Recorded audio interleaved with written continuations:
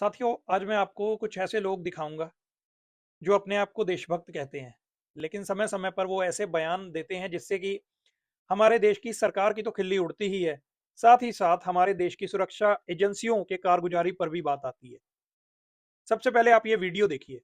Sonam Wangchuck China के agent है। 7,000 करोड़ रुपए चाइना से इसके अकाउंट में आए। तुम जानते हो? बिल्कुल मैं जानता हूँ। सोनम वांगचुक चाइना। ये बंदा दावा कर रहा है कि सोनम वांगचुक से जुड़े अलग अलग खातों में चाइना के द्वारा 7,000 करोड़ रुपया ट्रांसफर हुआ है। ये सोनम वांगचुक को चाइनीज एजेंट बता रहे हैं, विदेशी एजेंट बता रहे हैं। लेकिन यहाँ सोचने वाली बात यह है कि अगर ये खुफिया जानकारी इनके पास है, तो यकीन है कि यह खुफिया जानकारी सुरक्षा एजेंसियों के पास और हमारी सरकार के पास भी होगी। तो हमारी सरकार सोनम वांगचुक के खिलाफ कोई एक्शन क्यों नहीं लेती? हमारी सुरक्षा एजेंसियां क्या कर रही थी जब 7,000 करोड़ की राशि सोनम वांगचुक के खाते में ट्रांसफर हुई? क्यों नहीं किसी की निगरानी थी इस पर? यही नहीं, हमारी सरकार जब ये स्टूडेंट प्रोटेस्ट चल रहा था, तो उस अनशन के दौरान सोनम वांगचुक को हॉस्पिटल लाया गया और हमारी सरकार के मंत्री वहां पर पहुंचते हैं, सोनम वांगचुक को एक चाइनीज एजेंट को सूप पिलाते हैं और उन्हें आश्वासन देते हैं कि आपकी मांगे मानी जाएंगी। चाइना के एजेंट दलाल सोनम वांगचुक। अगर इन दावों में सच्चाई है तो सोनम वांगचुक के ऊपर कार्रवाई करनी चाहिए और सरकार से भी सवाल करना चाहिए कि आप एक चाइनीज एजेंट की ऐसी खातिरदारी क्यों कर रहे हैं। सुरक्षा एजेंसियों के ऊपर सवाल आता है कि आपकी सुरक्षा, आपकी इंटेलिजेंस कहां थी? लेकिन अगर इन दावों में सच्चाई नहीं है, तो इस व्यक्ति के खिलाफ कानूनी कार्रवाई होनी चाहिए, क्योंकि हम किसी भी भारतीय नागरिक को बिना बात के चाइनीज एजेंट तो नहीं बता सकते, बिना सबूतों के। कौन है ये सोनम वांगचुक? कौन है ये एक शिक्षाविद है। कोई शिक्षाविद नहीं है, ये चाइना का एजेंट है। ये चाइना का एजेंट है। सेम यहां पर दोबारा आरोप लगाया जा रहा है, लेकिन आरोप लगाने वाला व्यक्ति भारतीय जनता पार्टी का ही कोई मंत्री या कार्यकर्ता है। लेकिन बात फिर वहीं आ जाती है कि अगर इन दावों में सच्चाई है, तो हमारी सरकार के मंत्री सोनम वांगचुक को सूप पिलाने क्यों पहुंच जाते हैं?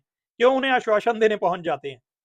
अगर इनके दावों में सच्चाई नहीं है, तो सरकार इनके ऊपर एक्शन क्यों नहीं लेती? हमारी कानून व्यवस्था इनके ऊपर एक्शन क्यों नहीं लेती? क्या बोला था सोनम वांगचुक ने कि लद्दाख के लोग चाइनीज जब अंदर आते हैं तो लद्दाख के लोग रोकते हैं। अब लद्दाख चाइनीज आएंगे तो हम उनको रास्ता दिखाएंगे। ये बात बोलता है ये चाइनीज एजेंट। और ये यहाँ ये जो आपने क्लिप देखी है, ये सच्चाई है कि सोनम वांगचुक के ऊपर ये भी दावा किया जाता है कि उसने कोई ऐसा बयान दिया था कि अगर चाइनीज फोर्सेज लद्दाख से इंडिया में घुसने की कोशिश करेंगे तो हम उन्हें रास्ता दिखाएंगे, मतलब ऐसा कुछ कहा गया था।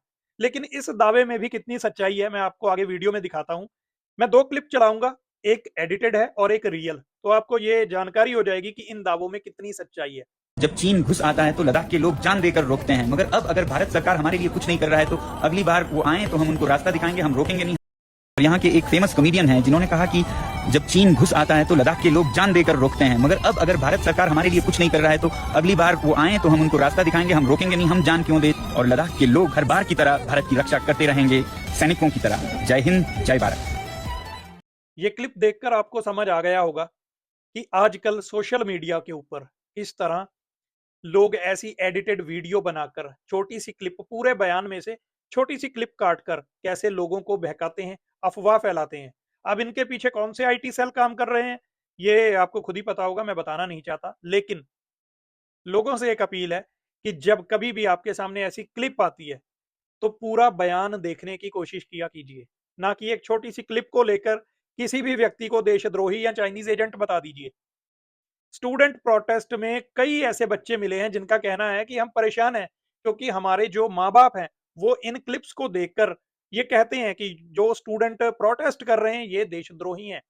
सोनम वांगचुक चाइनीज एजेंट है। क्यों? क्योंकि उन क्लिप्स ने, जो सोशल मीडिया पर क्लिप्स हैं, उन्होंने हर किसी, कुछ लोगों के दिमाग पर ऐसी छाप छोड़ दी है।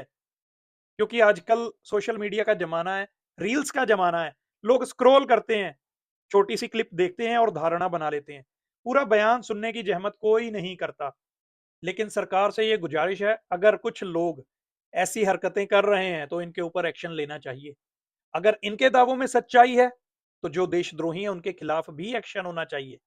लेकिन बात वही है कि सरकार हमारी क्या कर रही है? घिरती दोनों तरफ से सरकार ही है। अगर उनके दावों में सच्चाई है, तो भी सरकार घिरती है। अगर उनके दावों में सच्चाई नहीं है, वो केवल एक अफवाह है, तो भी सरकार ही घिरती है यहाँ पर कि अपना काम ठीक से क्यों नहीं कर रहे।